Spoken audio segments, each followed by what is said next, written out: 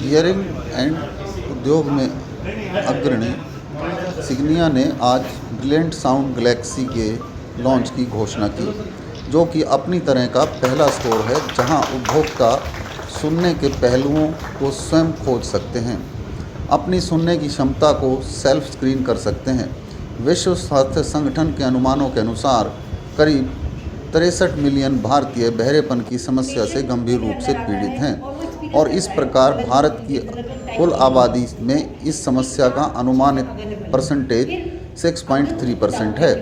Brilliant sound Galaxy आधुनिक समय में हियरिंग केयर सेवाओं वाले केंद्र हैं जो सुनने संबंधी सभी समस्याओं के लिए व्यापक व सबसे बेहतर गुणवत्ता वाले समाधान उपलब्ध कराते हैं।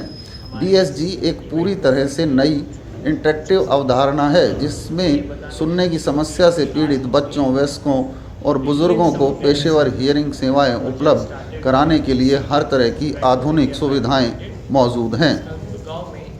सर को थोड़ा परिचय दे दें, इंट्रोडक्शन कीजिए। मेरा नाम अविनाश पवार है और मैं CEO सिवेंटोस इंडिया से काम करता हूँ। सर आज कौन सी ब्रांच लॉन्च की गई है और कितना फ़ायदा या NCR में होने वाला है लोगों को? जी, आज हमने गुड़गांव में हमारी पहली brilliant sound Galaxy Meenakshi speech and hearing aid के साथ यहाँ पे हमने शुरुआत करी है।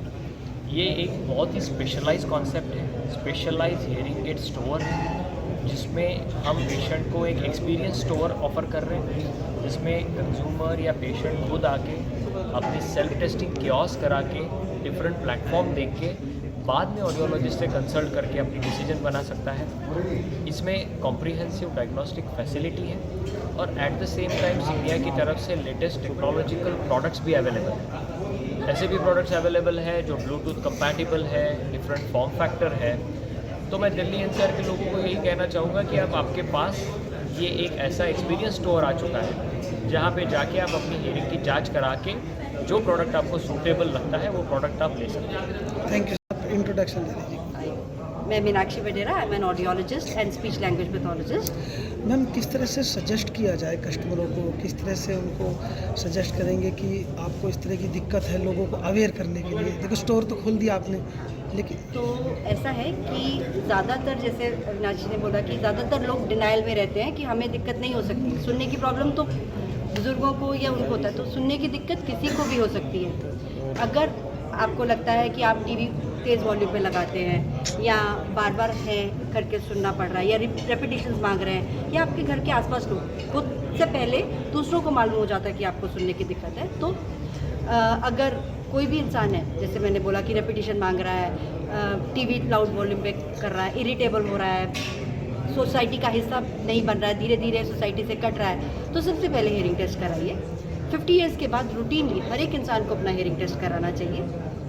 और आज की डेट में जो हमने अपना यहाँ पे सेंटर खोला है, वहाँ पे आपको हियरिंग टेस्ट कराने के लिए आप खुद ही अपना टेस्ट कर सकते हैं आकर। एंड अगर कोई भी हमें दिक्कत लगती है तो हम फर्दर डायग्नोस्टिक डिटेल इन्वेस्टिगेशंस के लिए जा सकते हैं। और अगर बच्चा है तो अगर बच्चा बोल नहीं रहा समय से, अगर 1 साल तक उसका पहला शब्द नहीं निकला है और बोल नहीं रहा है, तो देर मत करिए। ये मत सोचिए कि उसका पापा देर से बोले थे या कोई और, उसको जल्दी से जल्दी लेके आइए, क्योंकि जितनी जल्दी हम उसका डायग्नोस करेंगे उतनी जल्दी हम उसका ट्रीटमेंट कर सकते हैं। जब हम ट्रीटमेंट देर से करते हैं, चाहे वो बच्चा हो या बड़ा हो, तो उस ट्रीटमेंट का बेनिफिट धीरे धीरे कम होता जाता है। बहुत सारे ऐसे लोग आते हैं जो बुज़ुर्ग होते हैं और हम उनको अच्छी से अच्छी हियरिंग एड भी लगा दें तो भी उनको बेनिफिट नहीं होता। कारण सिर्फ इतना ही होता है कि उनका जब सुनाई का दिक्कत हुई और उसमें काफ़ी टाइम निकल गया, ब्रेन ने सुनने का फंक्शन धीरे धीरे कम कर दिया और वो विजुअल हो गया है ब्रेन। और अब जब हमने हियरिंग एड लगाया, आवाज़ तो ऊँचा कर दिया, लेकिन वो समझ में नहीं आ रहा ब्रेन को, क्योंकि आवाज़ का मीनिंग ख़त्म हो गया। फिर धीरे धीरे उनको ट्रेनिंग कराना पड़ता है और धीरे धीरे ये किया जाता है।